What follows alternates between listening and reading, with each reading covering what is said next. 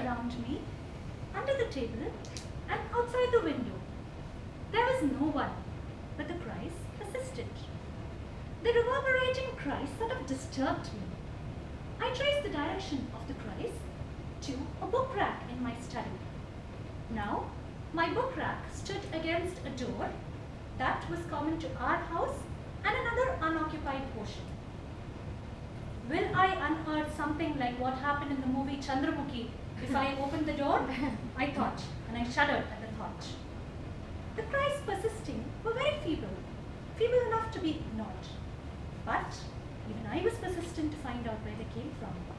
I decided not to unbolt the door, but to make sure that they were not coming from my study. I slowly moved towards my book rack and pulled it so forcefully that all the books fell down. But there was nothing behind my book rack.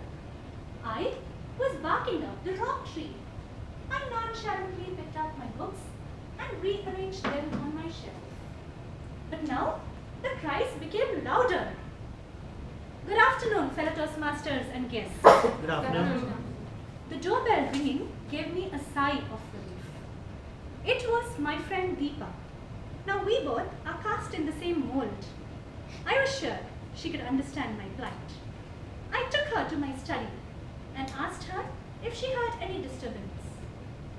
Well, your study is so calm that all I can hear is your voice, she said. I remained silent. What's wrong? Deepa asked. I narrated to her the entire episode. Tell me something, she asked. How long have you been sleeping for the last few days? She said. I realized that for the last few days I had not even been spending 4 to 5 hours of sleep, thanks to my new purchase.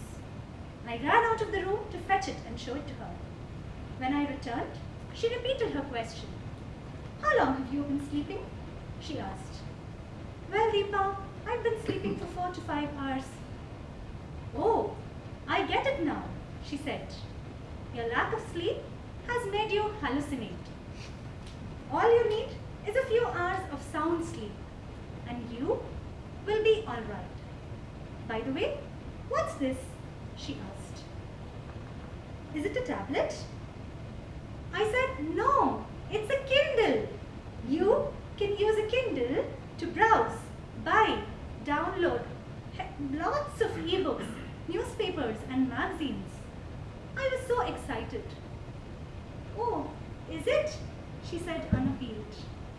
Well, make sure you grab enough rest for yourself, she said, and prepared to leave. I left her till the door, and when I returned, I could hear some voices in my room. Oh, she has got a new friend now, said one. I used to be a big cheese of her life. She used to consult me time and again, said another.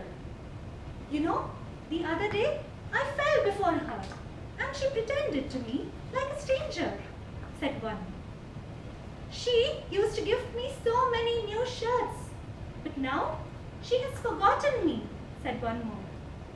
I used to accompany her wherever she goes and she never got bored of me, but now she has forgotten me, said one. I am dying, and here she doesn't care, said another.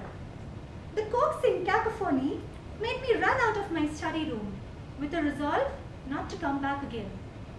And I got busy with my Kindle. As days passed by, my Kindle lost its sheen for me. I either used to forget to charge it or somehow missed the touch and feel of the books or the flipping of the pages. One day, I decided to venture into my study to find out if it was still haunted. I went there. To my disbelief, there was a deafening silence. But wait, the books on the rack were all gone. The study without books seemed like a body without soul. I felt an excruciating pain. Amma, where are my books? I shouted. Pat came the reply. In your Kindle? No, Amma, not those. The books on my rack, I shouted. They have been rendered useless by termites and have stacked them up in a corner for disposal, she said. What?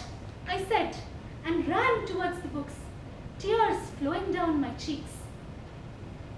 The Webster's Dictionary, that was the cheese of my life, that I used to consult time and again when I encountered new words, was now reduced to pieces.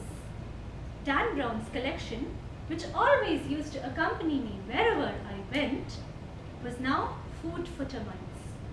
A book from the Twilight Saga had even fallen before me.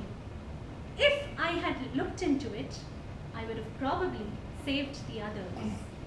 I used to enjoy reading books, wrapping them with beautiful newspaper cuttings and gift wrappers. I used to gift them with pretty handmade bookmarks.